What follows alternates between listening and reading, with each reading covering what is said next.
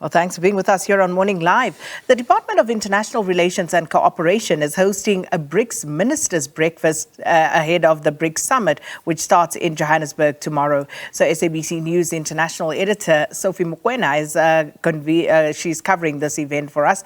And let's cross now to Sophie, who is in Sandton, to find out what's expected to come out of this morning's meeting. Sophie, good morning.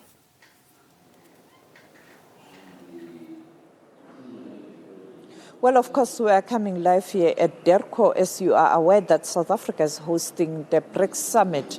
This morning, a breakfast where you have all the diplomats who are assigned by their respective countries to South Africa, engaging the shepherd, who is the person who really negotiates in terms of what's likely going to happen with the BRICS Summit. We know that yesterday the president spoke about the importance of this gathering and also the importance of this group. But as far as explaining the South African policy, the foreign policy, saying that is anchored on issues that are related to development and particularly to peace and security. But to speak to us about what's happening this morning and perhaps what's going to happen today and the days to come, I have with me Ambassador Anil, Sooklal, who's going to take us through the discussions. As you know that he's leading the discussions, including the one on whether the BRICS group can expand. Good morning, Ambassador. How are you? I'm well.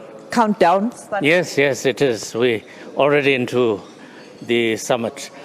We have been meeting as Sherpas since last Thursday, and we continue to meet. As you know, Sherpas prepare the groundwork for a successful summit, and we have been negotiating the summit declaration that our leaders will adopt at the summit this coming Wednesday.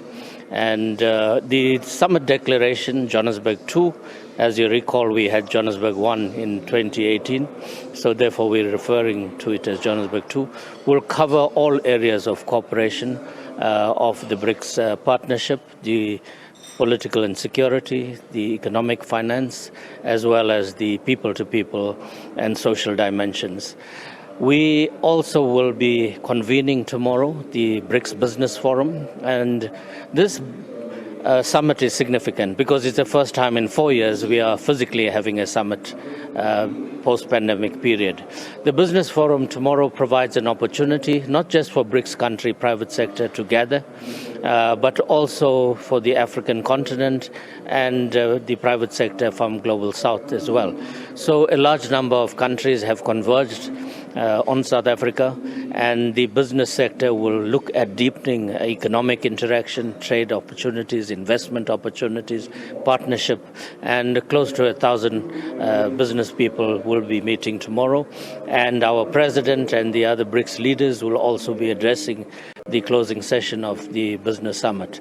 And on Wednesday itself is the BRICS Summit, which President Ramaphosa will host with the other leaders present, and President Putin will join virtually all of the sessions.